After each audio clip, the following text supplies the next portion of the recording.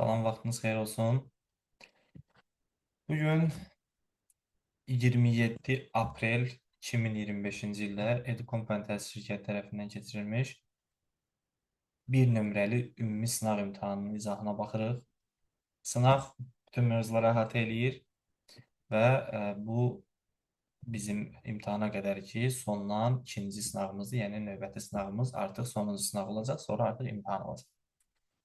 Son 2 həftə vaxtınız qalır, maksimum dərəcədə çalışmaq lazımdır ki, bilmədiklərinizi öyrənəsiniz. Eyni zamanda əsasən test üzərində çalışın ki, artıq vaxt qısıtlı olduğu üçün maksimum dərəcədə az vaxtdan böyük fayda əldə edə biləsiniz. Birinci sualımızdan başlayırıq. Eyni formata malik mətnləri seçmək üçün hansı lent qrupunun əmrlərindən istifadə olunur? Məsələ nədir dostlar? Deməli, düşünün deyəndə ayağını göstərim sizə. Baxın, biz müəyyən bir fraqmentlərin qırmızı rəngdə olduğunu görürük. Gördüyünüz kimi. Onlardan hər hansı birini və yaxud hətta bir hərfi belə seçəriksə və Home Lent tabının Editing Lent qrupunun Select'in alt əmrlərindən olan Select All Text with Similar Formatting əmrini seçəriksə, bu zaman bütün oxşar formatlı mətnlər seçilər. Gördüyünüz kimi, bu qırmızı ilə işarələnmiş mətn və ona oxşar mətnlər seçilir. Deməli, düzgün cavab variantı Home Lent tabının Editing Lent qrupudur. 27-ci sual Excel ilə bağlıdır. İş kitabının yadda saxlanması. İstər Excel-də, istər Word-də, istər PowerPoint-də obyektin yadda saxlanması üçün fayl menyusunun save əmrindən istifadə olunur. Yəni, düzgün cavab 1-ə A variantı olacaq. Kitabın qorunması. Kitabın qorunması da həm də fayl menyusundan ola bilər. Eyni zamanda Review tabından ola bilər. İndi biz 1-ə artıq A yazdığımız üçün testin gərəyi 2-yə D seçirik. Amma AD də ola bilərdi. Və iş kitabının gizlədilməsi yalnız bir yerdəndir. O da View lent tabının içərisindəndir. Bu da Y variantıdır. İndi biraz əyan illik olsun deyə mən əyanı göstərərəm sizə. İş kitabının yadda saxlanması. Deməli, belə bir iş kitabı açırıq. Və kitabı yadda saxlamaq üçün fayl menyusunun save əmrindən istifadə edə bilərik. İkinci qeyd olunmuşdu iş kitabının qorunması. Kitabın qorunması üçün 3 yerdən istifadə olunur. Birinci, faylın infosundan, bax bu bölmədən, Protect Workbook-dan, Save as bölməsindən mümkündür yuxarıda. Bir də Exportdan da mümkündür. Necə mümkündür? Çünki Exportdan Change File Type düyməsinin köməkliyi ilə açılan pəncərədən biz Save as-ə keçə bilirik və buradan da sənədi qorumaq olar, kitabı qorumaq olar. Bu, belə deyil, 3-cü, 4-cü dərəcəli məsələdir. Deməli, fayl menyusunun əsasən Save as və Info bölməsindən və Review lent tabının içərisindən bu Protect lent qrupundan həyata keçirilir. Qaldı ki, kitabın gizlədilməsi, o da View lent tabının içərisində Window lent qrupunda olan Hide əmridir. Qeyd edə bilərsiniz, vərəqin, sətrin və sütunun gizlədilməsi Home lent tabının Cells lent qrupunun format əmrinin alt əmrlərindən həyata keçirilə bilər. Yalnız bir xananı seçib gizlətməyə icazə verilir. Düzgün cavab variantımız elə A variantıdır. 27-ci sual. Şəkilə əsasən hansı fikir yanlışdır? Çox diqqət tələb edən bir sualdır. Variantlarımıza diqqət eləsək, A variantında ki, slide obyektinə səs effekti tətbiq edilmişdir. Burada səs effekti yerinə sound yerinə applause yazılıb, alqış səsləri. Slide tətbiq olunan kesit effektinin müddəti 1 dəqiqə, 1 saniyə deyərik, 1 saniyə yarımdır. Baxırıq ki, bu da uyğundur, problem yoxdur. Slide nümayiş zamanı növbəti slayda keçid həm əllə, həm də avtomatik. Bu da düzdür. On mouse klik əllədir. Afterdə müəyyən müddət ərzində, yəni avtomatik obrisinə keçir. Nümayiş zamanı slayd ekranda 10 saniyə qalacaq. Bu da after bölməsinin izahıdır. Göstərilmiş fraqment Transition lent tabına aiddir. Bax, Transition lent tabına aiddir cavabını seçən kimi bilirsən ki, cavabda A səhvdir. Niyə görə? Çünki Transition lent tabındakı timingdən biz slayd obyektinə heç bir səs effekti tətbiq edə bilmərik. Ancaq slaydın özünə, o da necə? Slayda tətbiq olunmuş animasyon effekti səs müşahidə edə bilər. Burada əgər slaydın özü olsaydı, o zaman A variantı düzgün seçilə bilərdi. Lakin çox diqqətli olan tələbə bilir ki, bu timingin içində delay, yəni ləngimə əmri yoxdursa, deməli, bax, bu timing transition aiddir və əgər transition aiddirsə, Slide obyektinə heç bir effekt tətbiq etmək olmaz. Onun üçün animation tabından istifadə olunur. Davam edirik 29 nömrəli sualla. Qlobal kompüter şəbəkələrinə aid olan bir sualdır. Domenlərdən ibarət sualdır. Çox populyar sualdır. Qəbulda da düşməsi gözlənilir. Ardıcıllıq nəzərə alınmaqla. İlk öncə dövlət təşkilatı. Bu governmentdir. Deməli, A variantı ilə Y ola bilməz. 2. Qeyri-kommersiya təşkilatı. Bu organization. Org. Kommersiya təşkilatları .com, militaridə hərbi təşkilatlar. Bu da düzgün cavab variantı D variantıdır. İndi mən sizə digər domenlərdən danışmaq istəyirəm. Ümumiyyətlə, domen nədir? Domen nöqtə ilə biri-birindən ayrılmış elementlərə deyilən addır. Və indi qlobal kompüter şəbəkələrində həm beynəlxalq domenlərə diqqət edəcəyik biz, həm də milli domenlərə. Nədir milli domen? Yəni, hər hansı bir coğrafi bölgəni, yəni ölkəni bildirir. Amma qlobal bütün dünyada qəbul olunmuş domenlərdir. İndi hal-hazırda siz həmin səhifəni ekranda görürsünüz. Mən biraz da yaxınlaşdırıram. Sol tərəfdə milli domenləri görürsünüz. Sağda isə müvafiq olaraq digər beynəlxalq domenləri görə bilirsiniz. Keçid alırıq növbəti sualımıza. Aşağıdakı cədvəl fraqmentinə əsasən Y4 xanasının qiymətini müəyyən edin. Gəlin kəsək bu sual.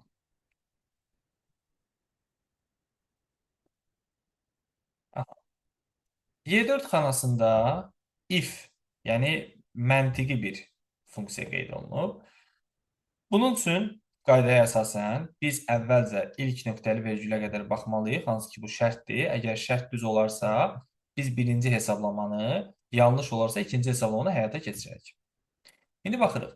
Len Y3 böyükdür 15-dən. Y3 xanasında belə bir funksiya var. Bu funksiyanın nədir izahı? Deməli, bu işarə birləşdirici xarakter daşıyır. Yəni necə? Misal üçün, əgər hər hansı bir xanada, tutaq ki, ana yazılıbsa, digər bir xanaya da yazılıbsa, tutaq ki, vətən. Əgər biz bu xananı seçib, əvvəlcə əlbəttə bərabər qoymaq lazımdır, bu xananı seçib, sonra həmin işarəni klaviaturadan daxil edəriksə, bu işarə üçün gərək biz əvvəlcə ingilis dilinə keçək, çünki ingilis dilində həmin o işarə çox vaxt olur. Aha. Və klaviaturadan məndə 7 rəqəminin üzərində qeyd olunub və digər xananı da seçirəm. Bax, beləliklə, əgər enter düyməsini sıxsam, ana vətən yazılacaq. Yəni, sözləri bir-birinə birləşdirir. Belə bir görüntü ortalaşır. Yəni, funksiya deməyək də, o əməliyyatın, o əməlin nəticəsi budur. İndi diqqət eləyəsinizsə, burada A2 ilə A4-ü birləşdirmək lazımdır. A2 xanasında yazılıb test, A4-də də toplusu. Əgər bunları birləşdirsəm, test toplusu yazılar. Hansı ki, bura test toplusu yazılar. Gəl qeyd eləyək. Test, arada boşluq olmadan toplusu. Və gəl sayaq. Çünki lem funksiyası sayır da.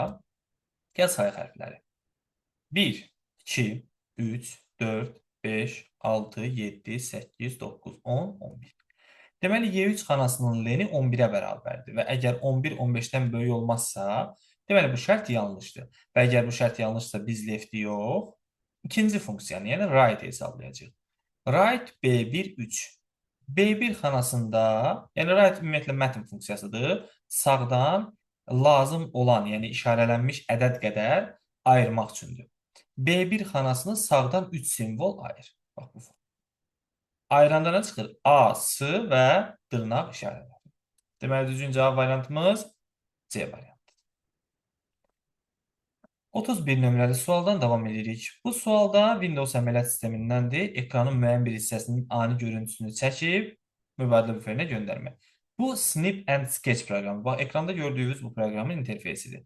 Əgər biz bu proqram vasitəsilə yeni bir şəkil çəkmək istəsək, ya New düyməsini sıxarıq, ya da sadəcə olaraq bu proqram passiv olanda, üzərində bir dəfə mən toxunuram, ekranda qeyd edir ki, əgər Windows Shift və S düyməsini sıxsan, ekran əvvəlcə biraz solğunlaşacaq və istədiyin qədərini kəsə biləcəksən, çəkə biləcəksən. Bax, bundan söhbət gedir. Gördüyünüz kimi. Və düzgün cavab variantımız A variantıdır. Burada WinS var, search axtarış üçündür, WinC Cortana'nı aktivləşdirmək üçündür. Bunlar önəmli qısa yollardır. Ümumiyyətlə, bu qısa yollar yoxdur. 32-ci sual. Yenə Word ilə bağlıdır. Layout tabından neçəsi həyata keçirilir? Layout tabından səhifələr nömrələnmir. Bu Insert Len tabındandır. Insert. Yeni səhifə də Insert tabındandır. Səhifə başlıqlarının əlavə olunması isə Home Len tabının Styles, üslublar bölməsində həyata keçirilir. Bu da yanlışdır. Mətnin sütunlara bölünməsi doğrudur. Abzaslar arası məsafə doğrudur.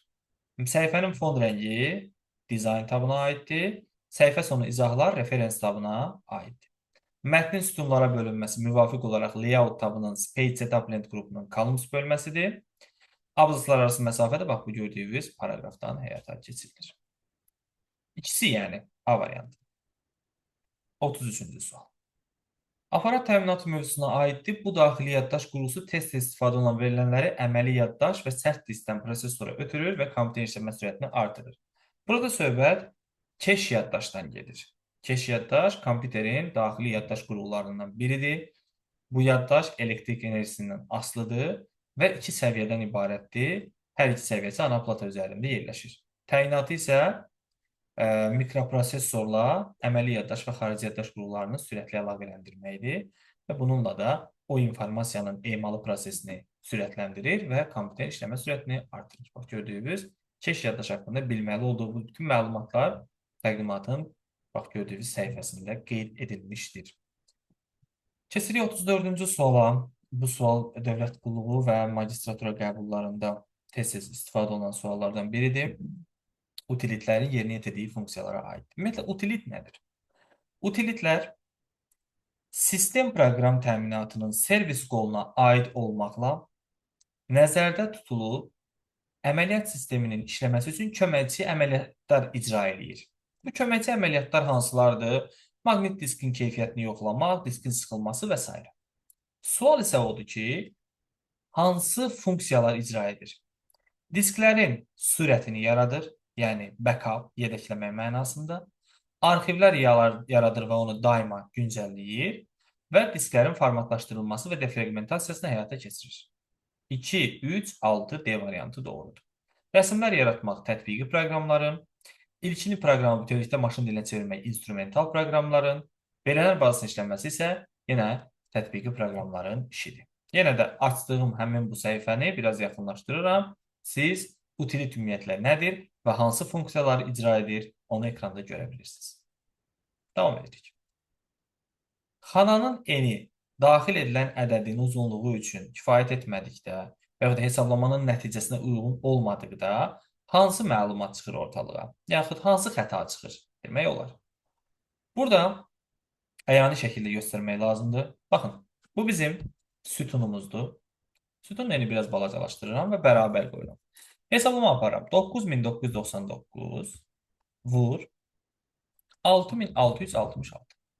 Gördüyünüz bu xətalar onu göstərir ki, sütunun eni hesablamanın nəticəsi üçün kifayət deyil. Bir sütunun eni böyüdüb, artıq o xətadan qurtula bilərik. C variantı. Usenet internet xidməti hansı funksiyanı icra edir? Yenə qlobal şəbəkə ilə bağlı olan bir sualdır. Usenet internet xidməti NNTP protokolunun köməkliyi ilə müxtəlif mövzulara aid yeni xəbərləri özündə toplayır və onların canlı yayımda yayımlanmasına şərait yaradır. D variantıdır. Gəlin, ümumiyyətlə, internet xidmətləri haqqında mən sizə bir səhifə göstərim. Hansı ki, qəbulda düşmə ihtimalı da böyüdür. Maksimum dərəcədə o səhifədən yararlanmanızı tövsiyə edirəm. Bax, gördüyünüz bu internet xidmətləridir. 3W internet xidməti qarşılıqlı şəkildə HTTP protokolundan işləyir. Usenet NNTP ilə, Telnet TCP protokoluna əsasən işləyir. FTP ilə FTP protokolundan, e-mailin 3 protokolu var. SMTP göndərmək, POP ilə IMAP qəbul etmək, ISQ və Gopher. Və gördüyünüz bunlar internet xidmətlərinin izahı. Davam edirik 37-ci suala. Align text. Bu əmr Word-də də var. Düzdür, sual burada PowerPoint-dəndir. Seçilmiş mətn fraqmentinin mətn qutusu daxilində və yaxud fiqur daxilində şaquli olaraq yerləşdirilməsidir. Yəni, yuxarıda, ortada və ya aşağıda yerləşməsi. Gəlin əyanı göstərim sizə. Tutaq ki, PowerPoint-dəndir. Sual elə PowerPoint-in içində də göstərim. Baxın, bu bir mətn qutusudur. Yaxud fiqur əlavə edirik. Belə bir fiqur əlavə edirik. Fiqur daxilinə əvvəlcədən kopyaladığım bir mətn fraqmentini əlavə edirəm. və yaxşı görməniz üçün sistemi də dəyişdim biraz. Diqqət edin. Biz bunun, yəni bax o sözgedən əmr harda yerləşir? Homeland tabında. Və bu düymədən köməkliyi fiqur daxilində yuxarıda, ortada və aşağıda yaza bilərik. Bu da bizim sualın düzgün cavab variantı. 38 nömrəli sual. Find what Word-dəndir sual. Sətrinə yazılmış sözü böyük və kiçik hərflər nəzərə alınmaqla axtarmaq üçün Find and Replace dialoq pəncərəsinin hansı parametri seçmək lazım? Bu şəkil biraz solğun düşmüşdü, amma bu şəkil lazım deyil o qədər də. İmtahanda heç bizə ehtiyacımız yoxdur ondan. Çünki onsuz da o pəncərənin nümunəsini göstərir. Bizə lazım olan şeylər cavablarda qeyd olunub onsuz da. Burada düzgün cavab variantı match case-dir. Yəni registri nəzərə al. Nə demək istəyir? Tutaq ki, biz burada belə bir söz yazaq. Belə bir fraqment götürək, belə bir fraqment götürək. Bunu kopyalayaq. Yeni bir iş vərəqi deyəcəkdim. Yeni bir sənəd yaradaq. Gördüyünüz kimi yeni sənəd yaratdım və yapışdırdım o fraqmenti bura. Temanı dəyişək biraz. Mərifətli tema qoyaq. Və də bu temada şrifti dəyişmək də olar. Burada mən proqram sözünü yazıram. Bir neçə formalarda. Proqram. Bu sözü burada yazdım. Bu formada. Birinci hərfi böyük olaraq. Başqa yerdə proqram sözünü qeyd edirəm belə. Yadına da bilənlər yazır. Başqa yerdə qeyd edirəm, yazıram proqramlaşdırma.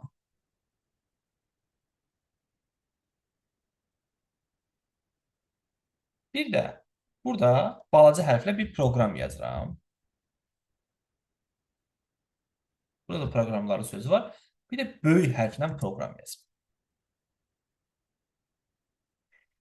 Əgər ki biz axtarış sətrinə heç bir əlavə şərt qoymadan proqram yazarıqsa, o zaman sənə 9 nəticənin hamısı çıxar. Proqram da gələr, proqramları da gələr, proqramlar da gələr, proqramlaşdırma da gələr, hamısı gələr, çıxar ortalığa. Amma əgər mən istəyirəmsə ki, axtarış zamanı birinci p-sı böyük olan yox, yəni burada mən necə yazmışam? Bütün hərfləri balaca olan proqram. Bu çıxsın, o zaman find-in altında advanced find var. Ora daxil olacaq. Oradan proqram sözünü kiçik hərflə yazacaq və more bölməsinə daxil olub match case əmrini sıxacaq. Və bununla da axtarışa başlaya bilərik. Find next. Bu da bizə bax bu gördüyünüz proqram sözünü göstərdi. Növbəti dəfə yenə vursaq, yenə kiçik hərflə yazılanı göstərər. Yenə kiçik hərflə, yenə kiçik hərflə, yenə kiçik hərflə. Görürsünüz, burada böyük hərflə yazılan, birinci hərfi böyük olan p var idi. Yaxud bütün hərfləri böyük yazılan proqram var idi. O çıxmadı. Nəyə görə çıxmadı? Çünki biz həmin bu match case əmrini sıxmışdıq.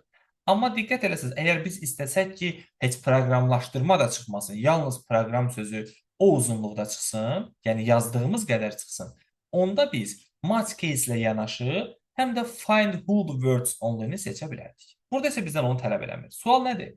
Registri nəzərə almaqla axtarmaq. Deməli, bizim cavabımız C variantı. 39 nömrəli suala baxacağıq. Bu məsələ ümumiyyətlə çox önəmli bir detaldır. Mən videonun burasında çalışaram videonun sağ yuxarı küncünə həmin bu dərsi izah elədiyim videonu yerləşdirim. Və siz klik edib ora baxa bilərsiniz. Çünki vaxtımız da çox deyil, mən o qədər uzada bilmirəm, bir-bir onları izah edə bilmirəm, amma düzgün cavabı izah edim sizə. 39 nömrəli sual. Sistem proqram, tətbiqi və instrumental proqram təminatının təyinatını soruşur bizdən. Əgər proqramlar informasiya emalını həyata keçirirsə və kompüterin işini idarə edirsə, deməli bu proqramlar sistem proqramlarıdır. Biri A variantı uyğundur. Proqramlar müəyyən bir məsələlər üçündürsə, yaxud konkret problemin həllinə yönəlikdirsə, deməli bu tətbiqi proqram. Yox, əgər proqramlar böyük ölçülü informasiya sistemini yaradırsa və yaxud sadəcə proqramlar yarada bilirsə, deməli bu instrumental proqram təminatı. Proqram təminatının içərisində biz bayaq elə dayanmışdıq. Lap birinci səhifədə bu məsələyə mən toxunmuşam. Yenə öz qeydinizi götürə bilərsiniz. Ümumiyyətlə, proqram təminatı nə deməkdir? Sistem proqramları, tətbiq və instrumental deyəndə necə tapmaq lazımdır? Davam edirik. 40 nömrəli sual. Seçilmiş bir obyektin adını dəyişmək üçün hansı üsuldan istifadə etmək olmaz? Fayl obyekti deyək də lap. Fayl obyektinin adını dəyişməkdən söhbət gedir. Tutaq ki, biz bu faylın adını dəyişmək istəyirik. Biz əvvəlcə faylı və yaxud qovluğu seçib kontekst menüsündən properties bölməsini istifadə edə bilərik. Bura daxil oluruq. Qısa yolda alt enterdir. Properties bölməsindən ad dəyişmək mümkündür. Bəli, düzgün cavabdır. Üzərində mouse'un sol düyməsini fasilə ilə 2 dəfə sıxmaq olar. Əgər fasiləsiz olsa onu açar. Fasilə ilə 2 dəfə sıxmaq fikir verirsiniz. Bir dəfə sıxdım, biraz gözləyirəm, bir də sıxıram. Ad dəyişimi aktiv. Fayl üzərində F12. Bax, bu yanlışdır. Çünki F12 düyməsi faylın adını dəyişmək üçün deyil. Faylı eyni adla başqa yerdə yadda saxlamaq və yaxud başqa adla başqa yerdə yadda saxlamaq üçündür. Yəni, bu da fayl açıq olanda. Bağlı olanda isə mümkün deyil. Seçilmiş obyektin yox. Aktiv olan Word sənədinin F12 düyməsinin içindən vurub başqa bir yerdə yadda saxlayan adını dəyişə bilərsiniz. O da həmin faylın adına heç bir aidiyyəti yoxdur. Aydındır? Yəni biz faylın üzərində dayanmışıq. F12 düyməsinin sıxası olsa, bu hal-hazırda sıxıram. Belə bir heç bir hal və hərəkət burada görsənmir. B variantı fayl və qovluğun seçib kontekst menüsündən rename əmri doğrudur və fayl və qovluğu seçib F2 düyməsi də doğrudur. Keçid alırıq növbəti sualımıza. 41 nömrəli sualımıza baxırıq. Gizlədilmiş sətirlərin sayını tapın deyir. Excel-dən sualdır. Excel-də gizlədilmiş sətirlərin sayını tapmaq üçün üsulumuz belədir. Axırıncı gördüyümüz, yəni bilirik ki, arada burada nəsə var da. Həmin bu axırıncı ədəddən əvvəlki ədədi çıxıb, bir də nəticədən 1 çıxmaq lazımdır. Yəni 125-dən çıxırsan 2-ni, bir də nəticədən 1 çıxırsan. Eyni zamanda aşağıya doğru baxırsan, tələsmirsən. Baxsan ki, burada 140-dan 128-ə qədər də yenə də görsənməyənlər var. Bir dəfə də 140-dan çıxırsan 120. Sonra bu ədədləri cəmləyirsən, yəni burada aldığın ədədlə, burada aldığını da cəmləyirsən, cavabı qoyursan cibivə. A variantı. 133. 42 nömrəli sual. İş masasında seçilmiş obyekti buferə müraciət etmədən, mübadilə buferi olmadan başqa xarici yaddaş qurultusuna köçürmək. Hansı əmrlədir? Send to əmri ilə həyata keçirilir. Əgər mübadilə buferi ilə köçürmədəsə, copy. Mübadilə buferi ilə yerin dəyişmədəsə, cut əmri ola bilərdi. Cavabımız 4A variantı. Yəni də göstərim sizə. Bax, bu gördüyünüz obyekti üzərində sağ düyməsini sıxıram. Send to və əgər birləşik başqa bir xarici yaddaş qurulumu olsaydı, bununla göndərmək olardı. Algoritm fraqmentinin yerinə yetirilməsi nəticəsində, icrası nəticəsində A dəyişəninin hansı qiyməti çap olunacaq? Lap yaxşı. Gəlin sualımızı kəsək.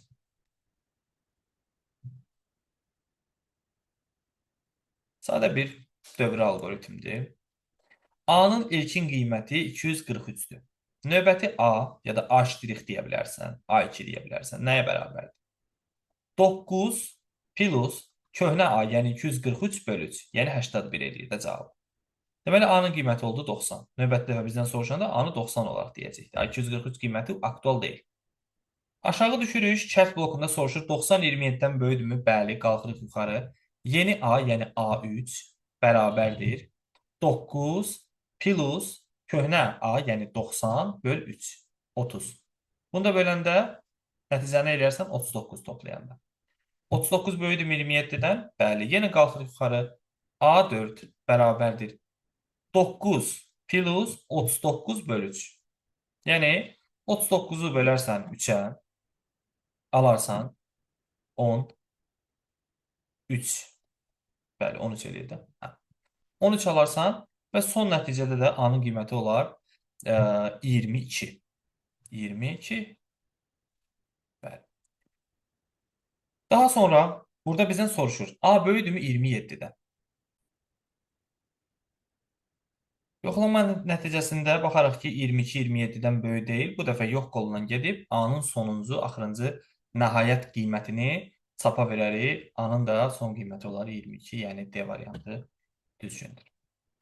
44 nömrəli sual yenə qlobal şəbəkə ilə bağlı olan maraqlı suallardan biridir. Qəbulda düşmə ehtimalı olan suallardandır.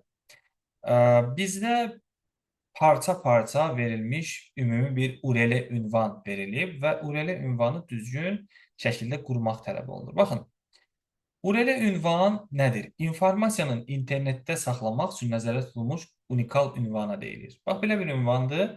URL ünvan başlayır protokolla, sonra davam edir internet xidməti, əgər varsa, yuxarı domen, birinci dərəcəli domen, alt domen, server sayılır bunlar.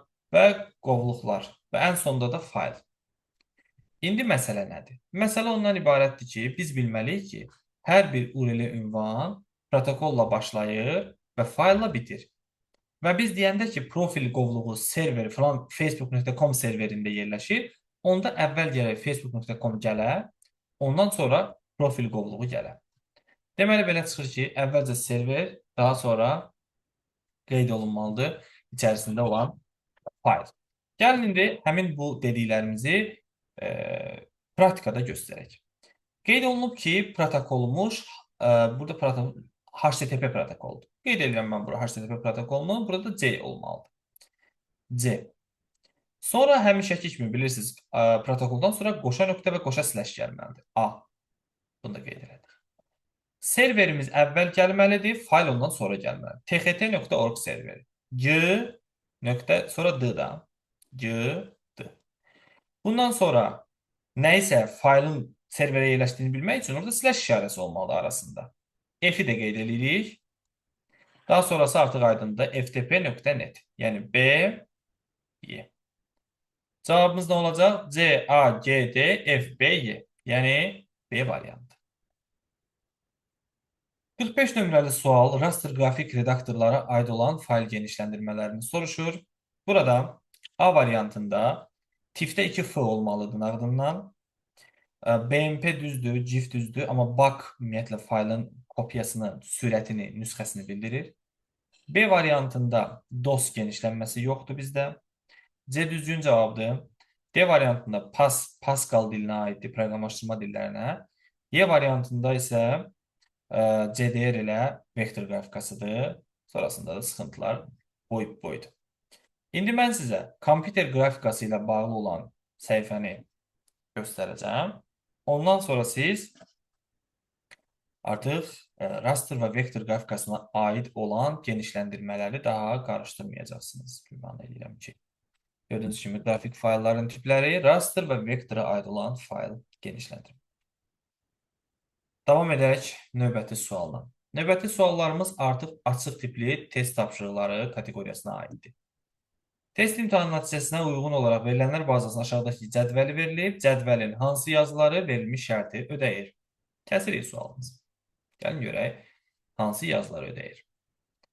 Baxın, burada da diqqət edirsinizsə, mötərizədən sol tərəfdə not var. Bu deməkdir ki, biz mötərizənin içərisini hesablayıb, nəticəni tapıb, sonra onun əksini götürəcəyik. Ondan sonra digər əməliyyatlar. Cinsi bərabərdir 2. Baxıram ki, 2 ilə 3 uyğun gəlir. Qeyd edirəm, 2, 3. OR birləşdirici operatoru kimya biologiyadan böyük olsun. Kimya qiyməti biologiyadan. Baxıram ki, birinci də kimya biologiyadan balacadır, ikinci düzdür. Üçüncü də balacadır, dördüncü düzdür. Beşinci balacadır, altıncı düzdür. Deməli, 2, 3 ilə birləşdirirəm, 2, 4, 6-nı. Nəticə etibarilə alıram 2, 3, 4, 6. Amma bu mötərizənin qabağında not olması onu bildirir ki, biz 2-ni, 3-ü, 4-ü və 6-nı yox, digərləri ilə danışacağıq. Deməli, 2, 3, 4, 6-nı inkar eləsək geriyə nə qalar? 1 ilə 5. Deməli, buradan bura qədər biz hesablama apardıq, tər tökdük, tapdıq ki, 1, 5-dir cavab. Həmin 1, 5-i ənd eləmək lazımdır, yəni kəsişdirmək lazımdır. Bu notu əvvəlcə fizikaya toxundurmaq şərti ilə. Kiçik bərabərin əksi olacaq 70-dən böyük olanlar. Bu not dəyir belə bir ki, bu kiçik bərabərə, bunu əksini çevirir də, gəlir 70-dən böyük. Baxıram ki, burada fizikası 70-dən böyük olan hansı var? 1, 4 və 5. Bayaq bizim tapdığımız 1, 5 ilə 1, 4, 5-i kəsişdiririk və nəticədə alırıq yenə 1 və 5. Yəni 2 dənə sətir uyğun gəlir. 2 dənə yazı uyğun gəlir. Hansılar soruşduğu üçün cavab 1, 5-dir. Soruşsaydı neçəsi, onda 2 dənə düzgün ola bilərdi. Cavabımız da burada 1 ilə 5-dir. Windows 10 Accessories qovluğunda yerləşən standart proqramları seçin. Accessories qovluğu həcmcə kiçik standart proqramları özündə birləşdirən qovluqdur. Burada yerləşir Character Map, Quick Assist, Steps Recorder. Digər variantlardakı Magnifier məhdudiyyəti olan insanlar üçün nəzərdə tutulub ekran böyüdücüsü, Task Scheduler isə utilit olduğu üçün administrativ toolsda yerləşir. Whiteboard isə heç bir qovluqda yerləşməyən standart proqramdır. Onlar üçün biz Windows əməliyyat sisteminə kiçik bir səyahət eləməli olacağıq. Windows 10 əməliyyat sistemi dərsin sonuncu səhifələrində, slaydlarında mən bu məsələyə xüsusi toxunmuşam. Hal-hazırda siz heç bir qovluqda olmayan standart proqramları, indi isə Windows 10, Windows Administrative Tools, Ease of Access və əlbəttə ki, standart proqramlardan Windows Accessories qovluğunu görə bilirsiniz. Düzgün cavabımız 2, 3 və 5 oldu yeri gəlmişkən. 2, 3, 5-i gölünüzə yazdım. 2, 3 və 5. İnformasiya tutumu 16 GB olan videonu 2048 MB-lıq disklərə neçə dəfə yerləşdirmək olur? Neçə dənə disk lazımdır ki, bu 16 GB-ı bitirə bilək?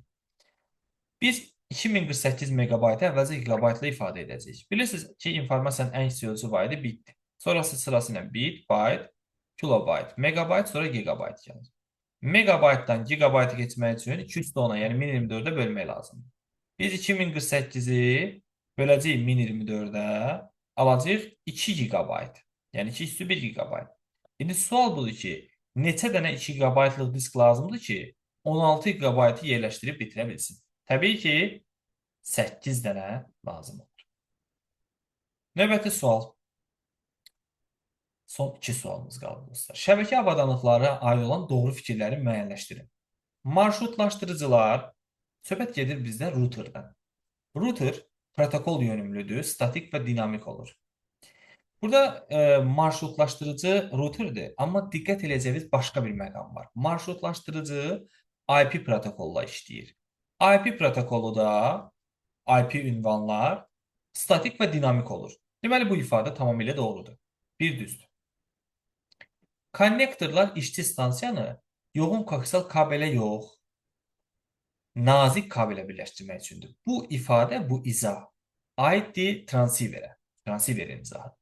Təkrarlayıcı OSI-nin fiziki səviyyəsindədir, doğrudur.